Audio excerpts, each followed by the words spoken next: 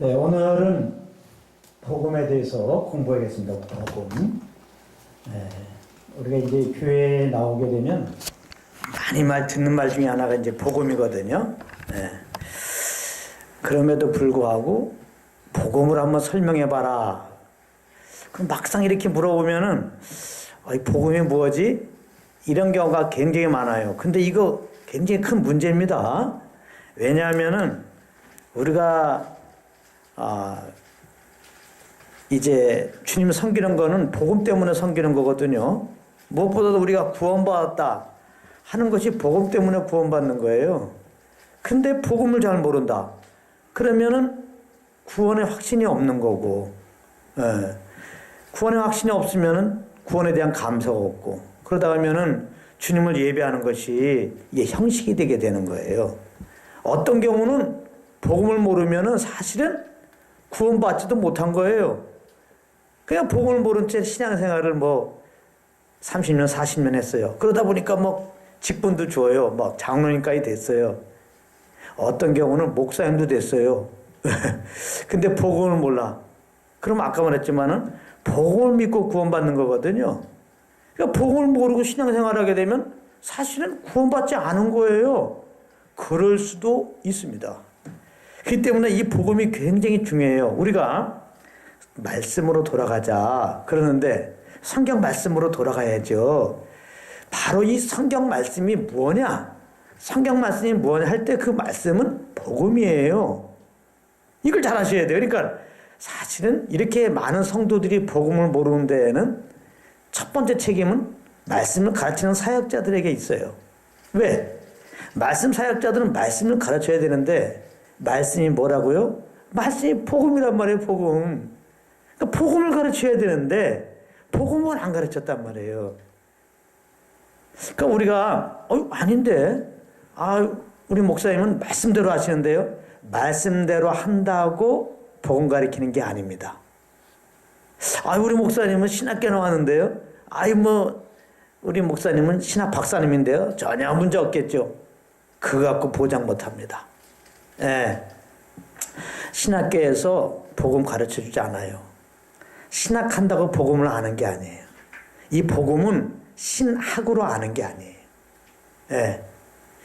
이 복음은 하나님의 계시로 아는 겁니다. 성령의 조명이라고 하는 거예요. 하나님이 복음을 깨닫게 하셔야 알 수 있는 거예요. 오히려 많은 사람들이 이런 말 들어봤죠. 성령 충만하고 그러다가 신학교 공부하고 그 뜨거움 다 없어졌다고. 그 증명이 뭐예요? 복음을 안 증거한다고. 그래도 무슨 부흥회나 어떤 집회 가운데서 십자가 얘기하고 예수 얘기해서 거기서 은혜 받고 예수 믿고 예수 증거하겠다고 이제 신학교 갔는데 신학을 하다 보니까 신학이라고 하는 것은 사람의 이성으로 사람의 지혜로 연구하는 거 아니에요. 그런데 베드로가 주는 그리스도시요 살아계신 하나님의 아들입니다. 이렇게 고백했을 때 예수님이 바요나시모나 내가 보이다 하면서 이것을 내게 알게 하니는 혈육이 아니란 말이에요. 내 지혜, 내 경험, 내 능력, 내 신학적인 지식이 아니라는 거예요. 하늘에 계신 아버지께서 알려줬다는 거예요. 하나님의 성령으로. 우리가 지금 알고 있는 은혜의 복음이라고 하는 것을 이제 정확하게 이렇게 이제 교리적으로 잘 정립한 게 로마서고 갈라디아서라고 하는데요. 이 은혜의 복음을 사실 사도 바울이 받았는데 갈라디아서 1장에 보게 되면 뭐라고 표현하냐면 이거는 내가 누구한테 들은 것도 아니고 나로부터 나온 게 아니라 예수 그리스도의 계시로 주셨다는 거예요. 예수 그리스도의 계시로. 그러니까 예수님이 성령으로 말미암아 빛을 주신 거죠. 그래서 은혜의 복음을 깨닫고 이렇게 잘 기록해갖고 우리에게 주신 거거든요. 그러니까 우리 편에서는 은혜의 복음을 알려면 나의 신학적인 지식을 다 내려놔야 돼요. 그리고 은혜의 복음을 깨닫게 하여 주십시오. 이래야 됩니다. 그러면 하나님의 은혜가 이제 우리에게 임했다는 게 뭐냐면 복음을 깨닫게 하는 은혜를 주셨다는 거예요. 그래서 복음을 깨닫게 하는 은혜가 있어야지 이걸 딱 깨달아요. 지식이 아니고 생명으로 깨닫게 됩니다. 그래서 어떤 형식으로 의무적으로 주님 섬기는 게 아니라 이 복음을 깨달으면은 정말 내가 이제 정말 새롭게 되는데요. 그래서 이 복음을 그럼 잠깐 설명하겠는데, 일단 복음이 뭐냐 했을 때는 고린도전서 15장 3절 4절을 보게 되면은 사도 바울이 고린도교회에 이런 말합니다. 내가 너에게 먼저 전하였던 걸 얘기하면서 사도 바울이 고린도에게 전한 것은 복음이거든요. 이렇게 말합니다. 복음은 내가 너에게 전했던 것은 이거였다. 성경대로 그리스도께서 우리 죄를 위하여 죽으시고 장사 지낸 바 되었다가 성경대로 3일 만에 부활하셨다. 이게 복음이라고 하는 거예요. 복음이라고 하는 것, 복된 소식, 영어로는 good news예요. 좋은 소식. 이 땅에 많은 소식 있잖아요. 이와 같은 소식 중에 하나예요. 근데 하늘에서 온 소식이죠. good news. 근데 정말 좋은 뉴스예요. 그 복음의 핵심은 뭐예요? 하나님의 아들 된 예수 그리스도가 이 땅에 오셨다. 그냥 우연히 온 게 아니라 창세부터 예비하시고 구약에 그 예언한 메시아를 보낸다고 약속하셨고, 그 약속 따라, 그러니까 성경대로 나가는 것은 구약의 약속 따라 이제 때가 되어 여인에게 나게 하시고, 남자를 알지 못하게 여인에게 나게 하시고, 때가 돼서 이제는 우리 죄를 짊어지고 그리스도께서 죽으셨다 이거예요. 우리 죄를 짊어지고 죽으신 게 복음이라는 거예요. 그리고 죽으신 지 3일 만에 부활한 게 복음이라는 겁니다. 이게 그러면 왜 인생들에게 복음일까? 성경은 우리 모든 사람들은 범죄했다, 그렇게 말씀하고 있습니다. 모든 사람들이 범죄였음에 하나님의 영광에 이르지 못한다. 어떤 경우는 나는 죄를 범하지 않았는데요. 사실 뭐 그럴 수는 없는데, 몰라서 그런 말 할 수 있어요. 근데 성경에 보게 되면은 첫사람 아담을 만들었어요. 그리고 우리 모든 사람들은 그 아담 안에서 나온 겁니다. 하나님은 첫사람 아담을 만들었어요. 그리고 우리 모든 사람들은 그 아담 안에서 나온 거예요. 아담의 허리에서 나온 거예요. 근데 그 아담이 죄를 범했잖아요. 그냥 아담에서 나왔다는 것은 그 죄의 본성을 가지고 태어난 거예요. 그래서 아담 안에 다 죄인 되었다, 이렇게 표현하는 겁니다. 그래서 우리가 죄인 되었기 때문에, 죄의 본성을 가지고 태어났기 때문에 죄를 범하는 거예요. 그러니까 아담은 죄인 된 사람들, 그러니까 부모로부터 태어난 그 첫사람이죠. 이 사람 갖고는, 그러니까 부모로부터 태어난 거, 육신으로부터 태어난 그 사람은 거듭나지 않는 한 죄인이 되는 거예요. 그 사람의 운명은 이제 죄로 말려 한 번 죽고 이 땅에서 지은 죄에 대해서 하나님 앞에 심판받고 영원한 불못에 떨어질 거라고 얘기해요. 이게 인생들의 운명입니다. 아담 안에서 죄인 된 인생들의 운명이에요. 많은 종교들은 이제 구원을 받으려면 이렇게 종교적인 규례를 만들어 놓고 그런 걸 잘 해라. 그러면 구원을 혹시 받을까 함이라, 이런 식이죠. 그러니까 모든 종교는 나름대로 이제 죄를 털어내는 그런 규례가 있고, 또 나름대로 이제 선행을 하면 다 그거죠. 선행을 하면은 이제 죽은 다음에 좋은 세상에 간다든지 또 새로운 삶을 이제 받을 것이다, 뭐 이런 식인데요. 성경은 그렇게 말하지 않고 있습니다. 죄의 삭은 사망이라는 거예요. 한 번 주는 것은 사람이 정한 것이고 그 다음에 심판을 받고 하나님 앞에 심판받고 불못에 떨어진다는 겁니다. 거기서 얼만큼? 영원토록.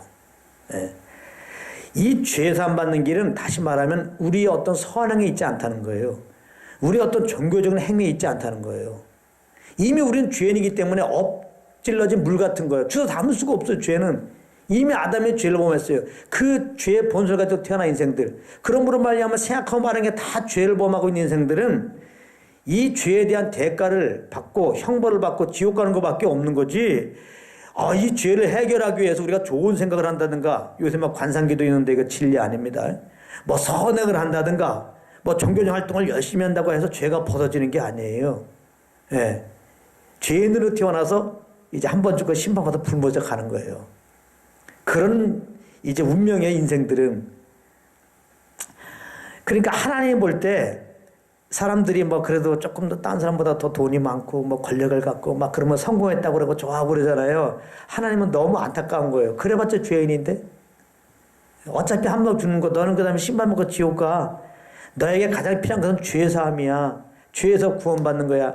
인생들이 가장 중요한 게 지금 이 문제인데 인생들에게는 이것을 할 수가 없어요. 사람으로는 할 수 없는 게 죄의 문제예요.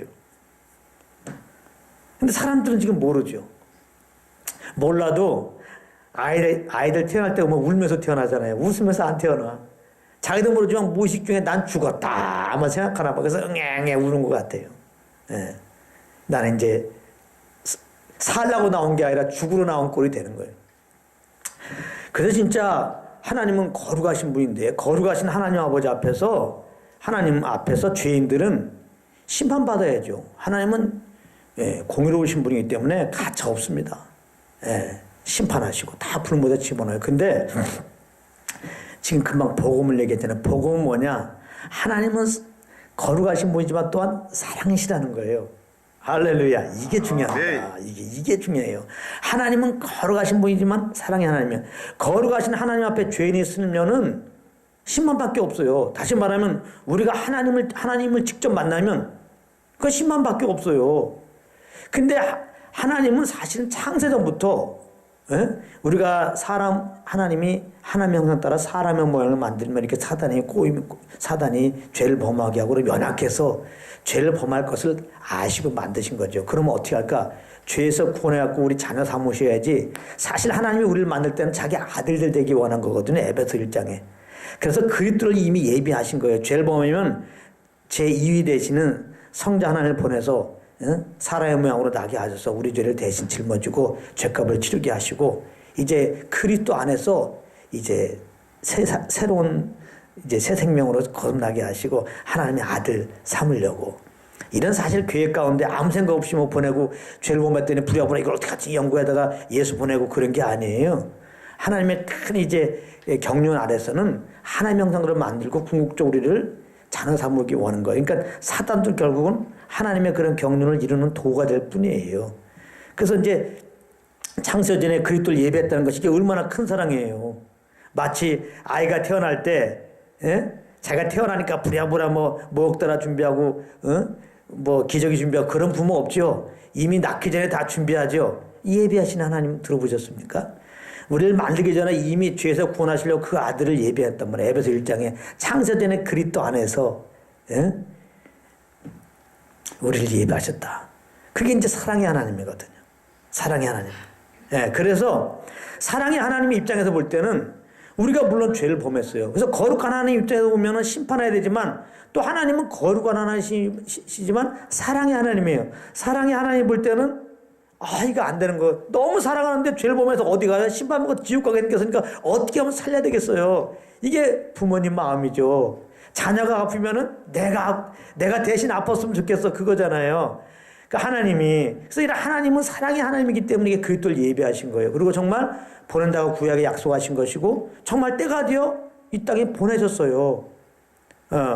그리고 정말 우리를 죄에서 구원하려고 대신 이제 십자가에서 고린도서에 보게 되면 죄를 알지도 못하신 자로 우리를 대신하여 죄를 삼으신 것은 하나님의 아들은 죄가 없어요. 율법 아래 나셨지만 율법을 어긴 적이 없으세요. 연약한 육신을 입었지만은 그래서 시험은 당했지만 죄를 범한 적이 없으세요. 예수님은 죄가 없어요. 빌라도 앞에서도 죄가 드러난 게 없어요. 예수님은 의로운 분이에요. 죄가 있을 때 죽는 거지 예수님은 죽을 이유가 없는 분이에요. 죄를 알지도 못하신 자로. 근데 왜 십자가 달리셨을까? 우리를 대신하여 죄를 삼은 거예요. 우리 대신. 우리가 그 죄로 말미암아 십자가에 달려야 되는데 그 아들을 대신 십자가에 달리게 하신 거예요. 성경에 보게 되면 어떻게 죄 사함 받느냐? 피 흘림이 없은 즉 사함이 없다 그랬어요. 그래서 구약에 무수한 짐승의 제사를 드렸잖아요. 그것은 예수의 피로 말미암아 우리가 이제 죄 사함 받는 것을 예표한 거였단 말이에요. 구약엔 다 예수님을 예표한 거예요. 그러니까 구약도 다 예수님을 증거한 거예요. 그래서 예수님 우리 죄를 짊어지고 십자가 달리셨을 때, 그리고 거기서 피 흘리셨을 때, 그 피는 우리의 죄를 대속하는 그 피인 거예요. 할렐루야. 네. 그러니까 내가 빚을 져갖고 감옥 가야 되는데 누가 내 빚을 대신 갚아줬다면은 감옥 안 가는 거예요. 지금 예수님이 십자가에 피 흘리심은 우리가 죄로 말미암아 그 피 흘리고 죽어야 되는데 우리 죄 사함을 해서 예수님 피 흘렸을 때는 우리 죄가 지금 갚아지고 있는 거예요. 그러니까 자 여기서 이 십자가를 통해서 하나님의 그 공의로우심을 볼 수 있는데요. 하나님의 아들이잖아요.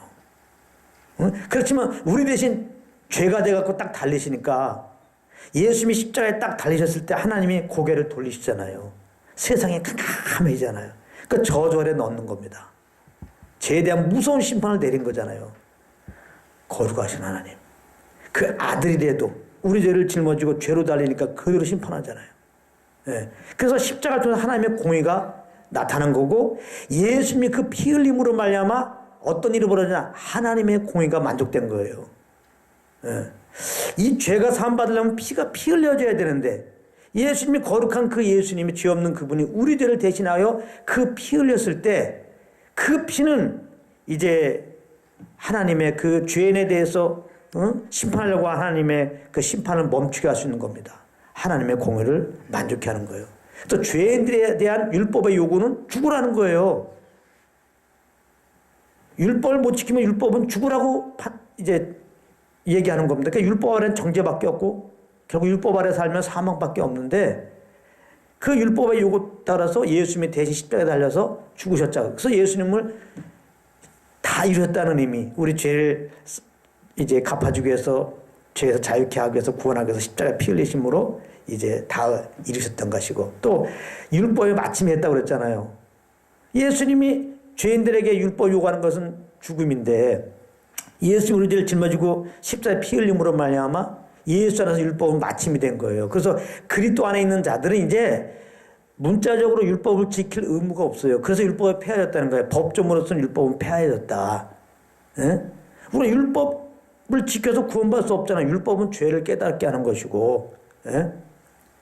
그래서 이제 예수님이 우리를 죄에서 구원하려고 십자가에 피 흘려 죽으심으로 이제 다 이루셨어요. 우리 죄값을 처리하셨어요. 하나님도 그 공의가 만족이 되셨어요. 예. 예, 율법의 요구를 다 이루셨어요. 그리고 예수님이 이제 4일 만에 부활했다는 소식이 이제 복음입니다. 이 부활은 로마서 4장 25절 말씀에 우리가 의롭다 하심을 얻기 위하여 부활하였다는 거예요. 이 부활이 또 굉장히 중요합니다. 만약에 예수님이 부활하지 않았다면요, 예수님은 구원자라고 할 수가 없어요. 그래서 로마서 1장에 보게 되면 예수님이 죽으시고 부활하심으로 하나님의 아들로 인정되었다 그러는 거예요. 예수님은 하나님의 아들이시죠. 그런데 왜 인정했다는 얘기는 뭐냐? 죄가 없는 분이라는 게 증명이 된 거예요. 아담에서 모든 사람은 한 번 죽잖아요. 그 다음에 부활하지 못해요. 왜? 자기 죄 때문에. 근데 하나님의 아들은 죽었다가 예수님 부활했거든. 하나님의 아들이니까. 할렐루야. 예, 그분은 죄가 없는 분이야. 우리 대신 죄로 달린 거죠. 그래서 하나님의 아들인 것이 증명했다는 의미예요. 하나님의 아들이 인정됐다는 게. 그렇다면은 죄 없는 그분이었어요. 근데 우리를 죄를 대신해서 이제 죄를 갚아주려고 대신 십자가에 달려서 피 흘려서 이제 죽으셨어요. 죄값을 다 치렀어요. 그 다음에 4일 만에 부활했다는 것은 뭐예요? 우리 죄를 다 처리했다는 거예요, 이제. 이거 똑같아요. 이제 누가 잘못했어. 그 이제 재판받았는데 나는 5년형이다. 했어요. 그러니까 그가 5년형 받고 나오면 어때요? 죄값을 치렀잖아요. 그 다음에는 죄인이라고 안 하죠. 죄값을 치렀으니까. 그렇죠? 예수님이 우리 죄 때문에 죽으셨어요. 그 다음에 부활했다는 건 뭐예요? 우리 죄값을 다 치렀다는 겁니다. 우리 죄가 다 사해졌다는 거예요. 할렐루야. 예. 그래서 아담에서 죄인 된 자들이, 그러므로 사망 아래 있는 자들이 십자가에서 죄 없는 그분이 우리 죄를 짊어지고 대신 피 흘려 죽으시고 3일 만에 부활하신 그 예수 그리스도를 내 마음에, 내 삶의 주인으로 마음으로 믿고 입으로 고백하면 구원받는다는 거예요. 이게 복음입니다. 그래서 이게 기쁜 소식이에요. 자, 사형수가 있어요. 사형수에게 기쁜 소식이 뭐겠습니까? 오늘 뜨끈뜨끈한 이제 크리스마스를 맞이해서 떡이 나와. 이거 기쁜 소식이겠습니까? 사형수에게. 오늘은 특별한 담요가 준비됐대. 이런 게 기쁜 소식이겠습니까? 아니죠. 이거 딱 하나 있어. 대통령 사면이라도. 할렐루야. 이것처럼 이 복음은 죄인된 우리에게 하나님이 너희 죄를 사면해 주셨어, 그거거든요. 예수님 때문에. 그냥 사면해 준 게 아니라 그걸 공의로우시면 훼손돼요. 예수님 안에서. 예수님 안에서 누구든지 그 예수 믿으면 우리 죄가 다 탕감받아. 예수님이 우리 죄를 죽으시고 부활하셨거든. 그 예수 믿으면 구원받아. 죄 사면 받는 거야. 이거거든요. 할렐루야. 그래서 복음이에요. 기쁜 소식이에요. 그래서 이 복음 아니면 우리는 소망이 없는 거예요. 아까 말했잖아요. 아멘. 우리가 태어나서 60년, 70년, 80년 그래 우리 모두 100살 넘으시기 바랍니다. 그러나 중요한 건 한 번 죽어요.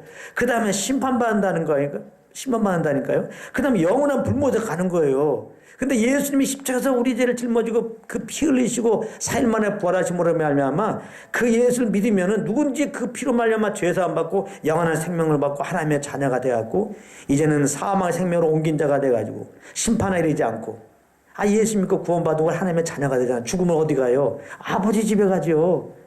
할렐루야. 아멘. 이제 영원한 아버지 집에 가는 그 부활의 소망을 갖게 됐으니 예수 믿고 구원받은 것이 지난주에 말했지만 이것이 진짜 복 아니겠어요? 아멘. 아멘. 그러니까 성경은 이걸 말하는 거예요. 다 너희들은 죄로 말미암아 심판받고 다 죽을 자다. 성경은 첫 번째 말하는 게 그걸 말하는 거예요. 잘 들어보세요. 다시 말합니다. 성경을 우리가 보는 이유는 하나님은 성경을 주신 이유는 첫 번째 목적은 성경에 나온 대로 잘 지켜라, 지키며 살아라, 똑바로 살아라 그거 아닙니다.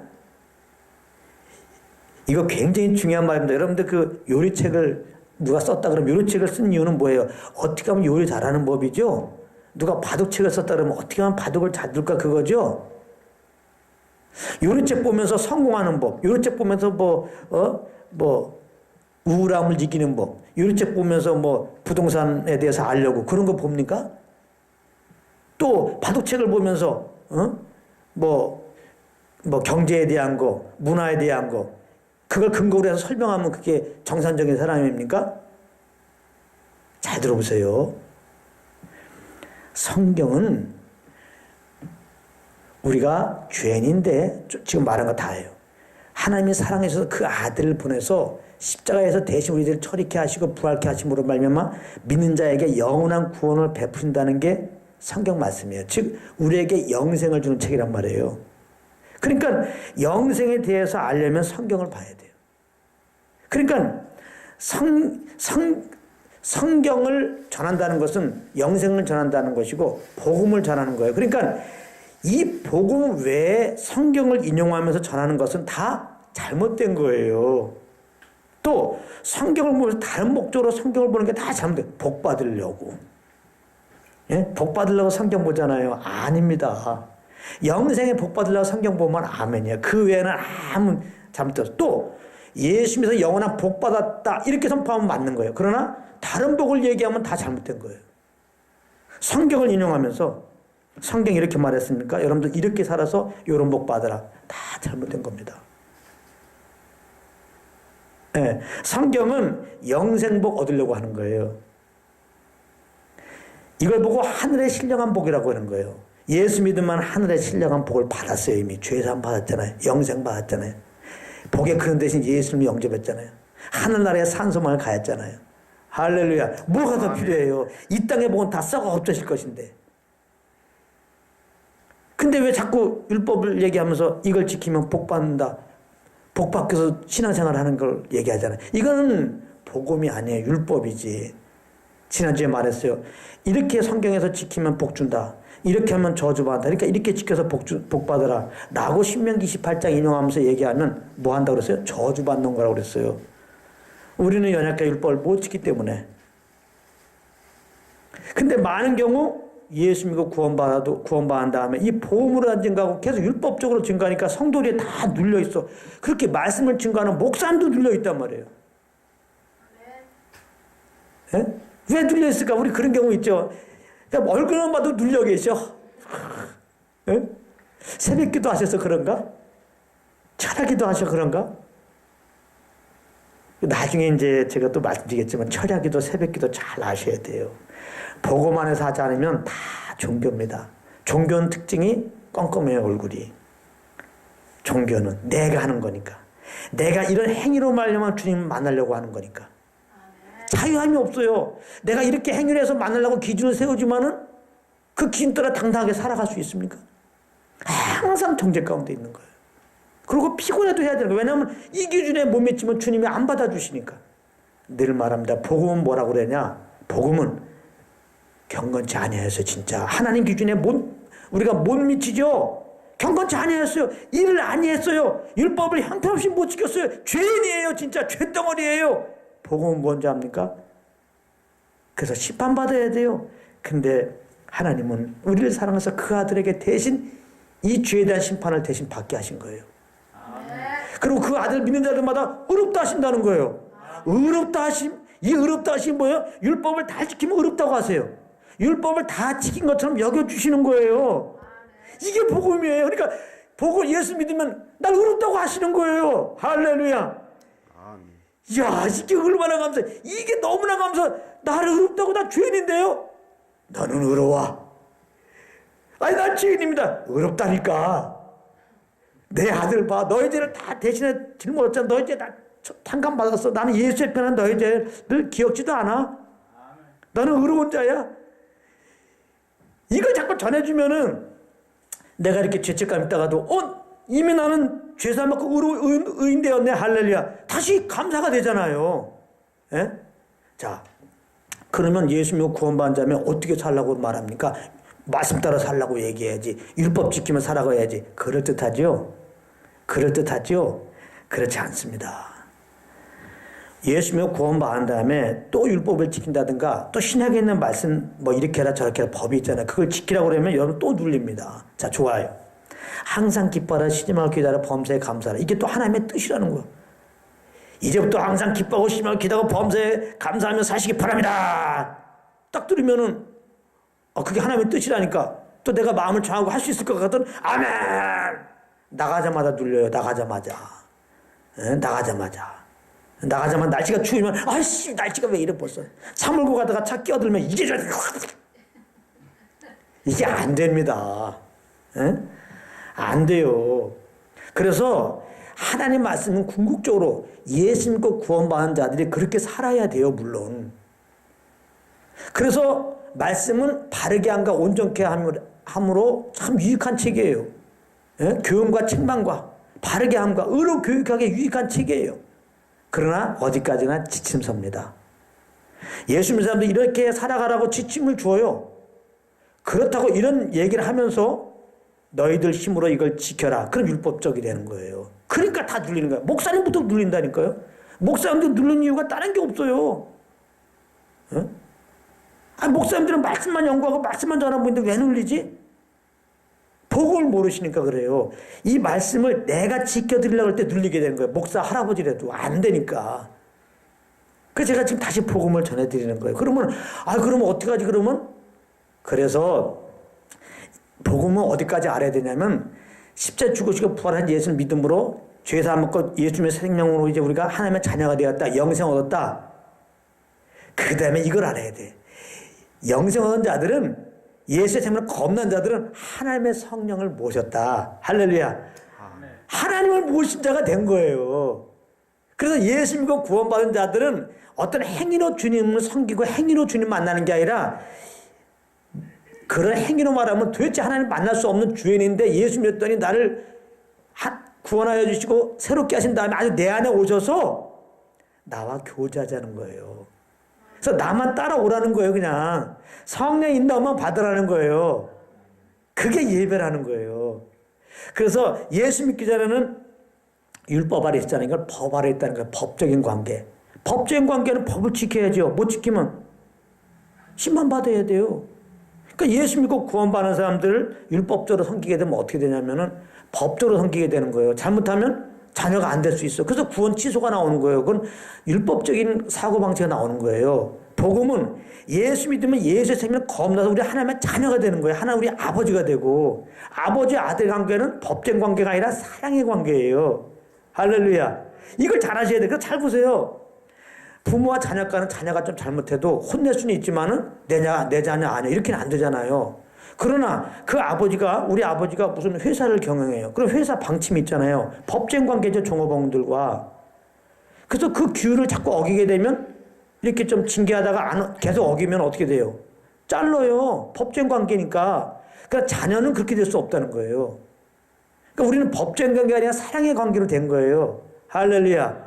다시 말하면 예수 믿으면은 우리 아버지가 영원한 자녀. 이 말은 바꿔 말하면 기본적으로 하나님 우리를 영원히 의롭다 하시고 영원히 기뻐하시고 영원히 사랑해요. 부모니까 부모가 자녀가 잘못하면 조금 우린 연약하니까 미워하기도 하고 혼내지만은 그래도 부모는 내 속에는 정말 사랑을 해요. 이걸 직면하죠. 자녀가 잘못할 때 얘놈아 하고 막 욕해. 그때 옆에 지나가던 아줌마가 진짜 이놈 자식 나쁜 놈이네 이놈 자식 이거 죽여버려요. 그러면 부모가 어때요? 좋아합니까? 그렇죠. 내가 잘 봤죠. 너 죽어라 이 자식 내 자식 아니다. 그런 부모 있습니까? 감싸 안죠. 세상 부모는 연약해서 너 내 자식 아니야. 그래서 그냥 못 본 척 할 수도 있어요. 너무 잘못했다고. 하나님 아버지는 진짜 참 아버지세요. 우리를 구원하시려고 그 아들을 사랑하는 데를 내어주시고 자녀 삼아주셨다니까요. 할렐루야. 그 하나님의 자녀로서 연약해서 잘못했는데 그걸 우리가 다시 정죄 속에 정죄하고 지옥에 나오겠습니까? 다 내려놓으십시오. 그렇지 않아요. 우리는 영원히 겁난 자. 하나님 우리 영원한 아버지예요. 이거 흔들지 마시고 그러면 자녀답게 사는 게 뭐냐? 로마서 8장 14절에 하나님의 영에 인도한 자들이 하나님의 자녀다. 우리 안에 계신 성령과 교통 속에서 이분의 이끌림 따라 되면 되는 거예요. 살면 되는 거예요. 그게 예배라는 거예요. 그러니까 우리가 이렇게 주어진 공간에 와서 이제 순서 따라서 일어났다 안 했다 찬송하고 예배를 드리는 것도 예배일 수 있지만은 아닐 수도 있습니다. 모든 삶이 예배일 수가 있는 거예요. 예배는 신령과 진정입니다.